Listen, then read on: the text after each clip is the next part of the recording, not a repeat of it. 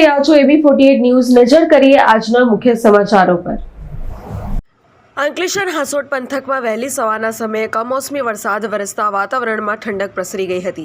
સવારથી જ આકાશમાં ઘેરા વાદળો છવાઈ જતા અનેક વિસ્તારોમાં છૂટાછવાયા ઝાપટા પડ્યા હતા।